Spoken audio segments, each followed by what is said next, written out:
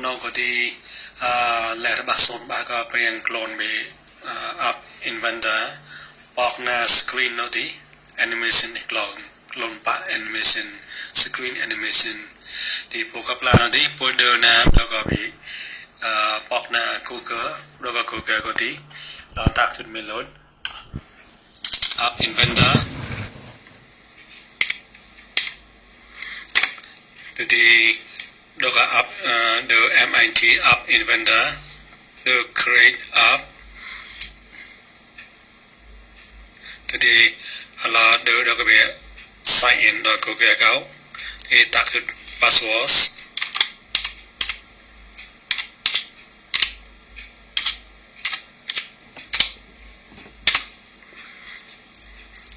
thì nhớ có để lần đó có bị là website này có clone app của MIT app inventor clone project mọi nó start project mọi điều này có start new project thì tác chút mình luôn có screen open animation or có là gì screen open animation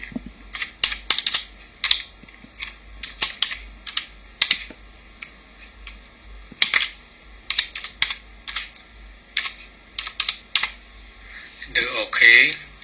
thì nhớ có để chấp đó các bạn này có clone swap cái clone bị app của là bài tập phong nó có đi là bài tập phong nó có đi cái port account mình cứ chút đó các bạn app của và mà smart đấy thì nhớ tụ nó có đi một app account bấm đem mark của thì là bài tập phong nó có cái port account muốn chút rau của đi account chơi đó các bạn này tập phong nó có nhưng mà con đạt được tập phong nó có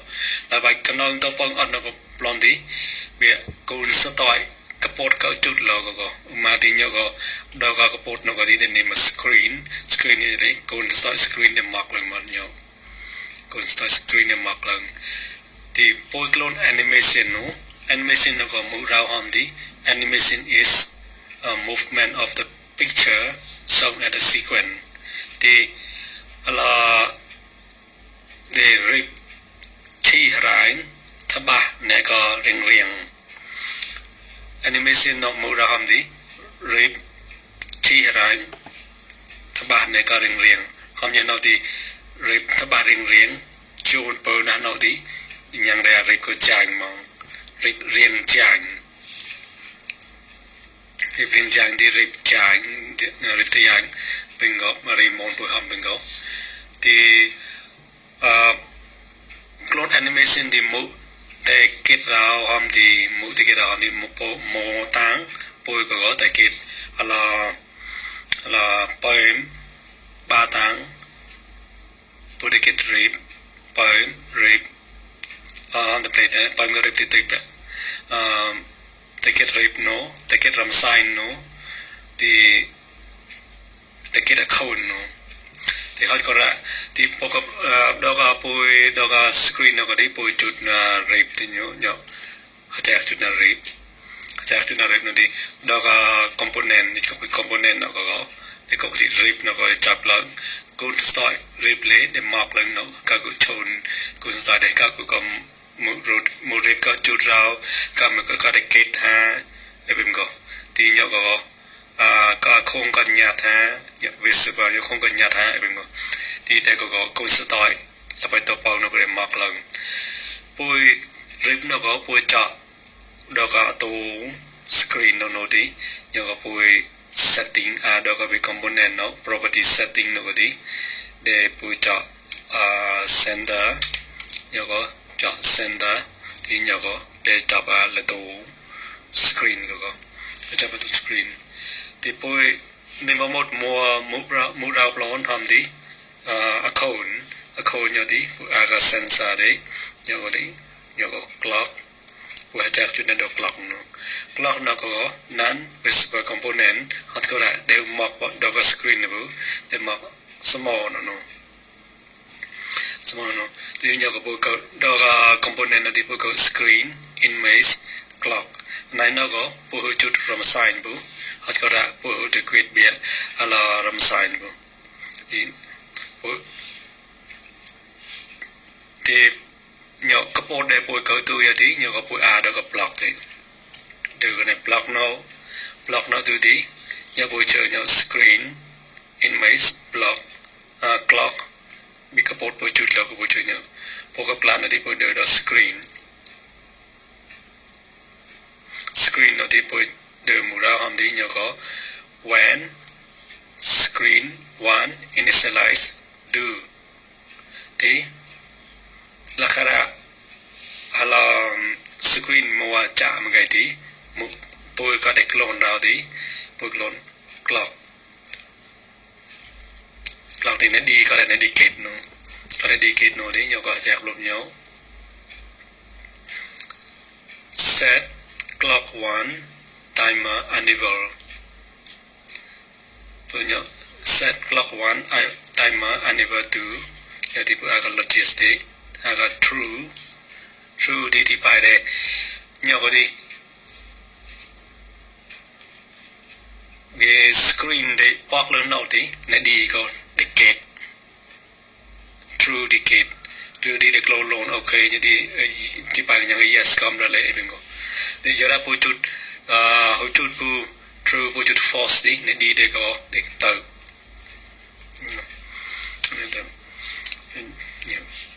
tôi đi nó đi để kết tôi đi bôi một cái bài đó đi nó đi kết nó đi bôi thắp bạc rồi nó ở cái đó bôi bôi cái có image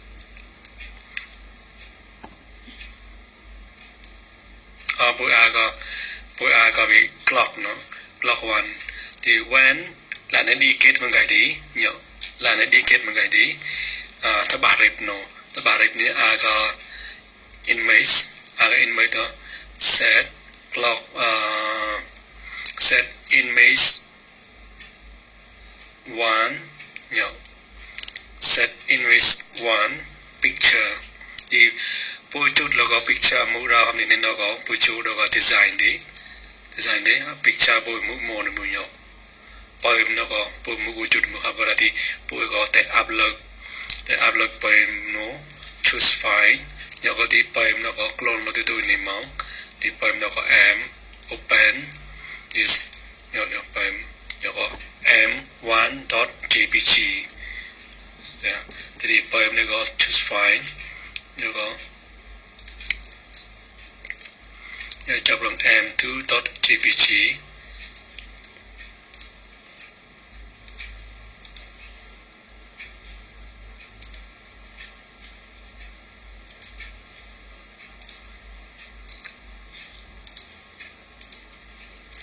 nhớ có m3 m4.jpg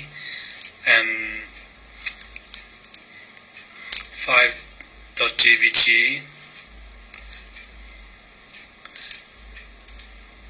m6.jpg nhớ có m7.jpg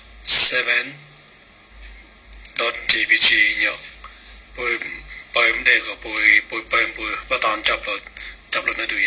thì bôi hai gặp block đấy rồi set image one picture two nhớ có thì bôi có picture đây bôi mu có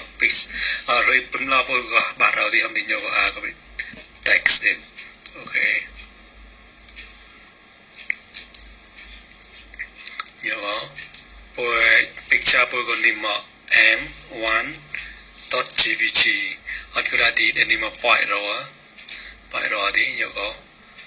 bôi chút bài kết bài rồi thì nhớ có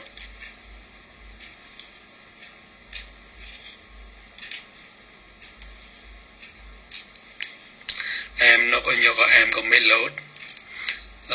one có tí để tao có unknown thì bôi chút unknown nhớ có em nó có đi nhớ bôi chút em nó đi mấy load thì nhớ có more nó có tí tao để unknown thì bôi cái unknown nó có unknown có nhớ có tí mấy load camera dot jpg mấy load camera đi nhớ có tí screen box nó hòm cái tí chat nó hòm cái tí nó đi có để kết nó đi nó có when the timer is with clock one timer nên đi nó kết thăm cái đi mua ra hôm đi set picture image to nhớ có để bà rip dot one gbg nó có để cho bà rip nó bà rip tiền nó để này nó có pocket rip nhiều nó riêng bù pocket rip chính chàng ta bà rip một mô đi để có writable đi global initialize global nhớ con nền đi bố cho mon letter mà nó bị mà ngờ ra áo nó có mon letter đi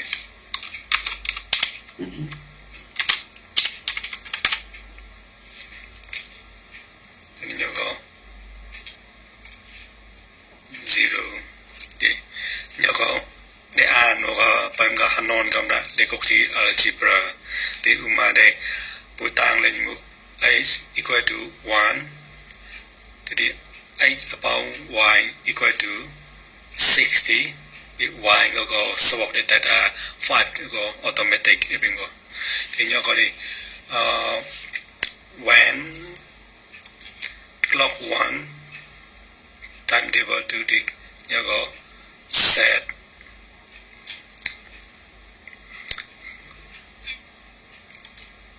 mon letter to nhớ có đi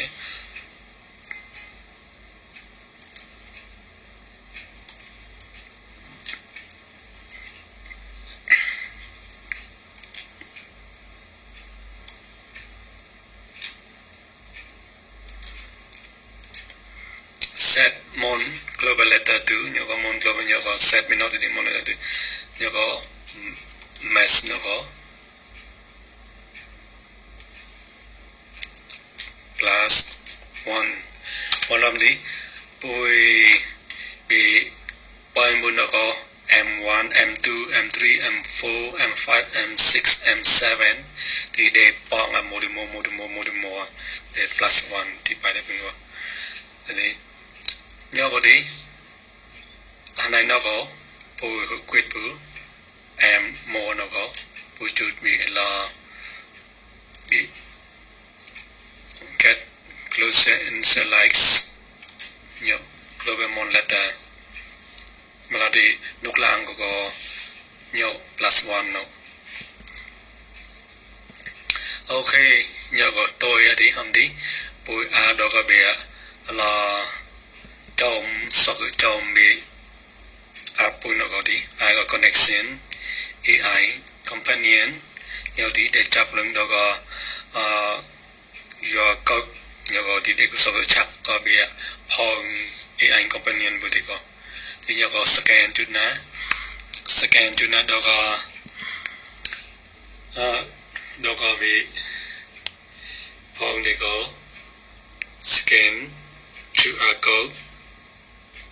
nhớ đi scan nhớ đi để nhớ bọc nhớ scan nhớ để lần thâu ra kết thâu ra nhớ để lần nhớ mà ngỡ là áo để lần một đi mua để lần một ok nhớ tí bôi tôi đi món nó có bắt chân nó là ngựa đã tăng cửa áo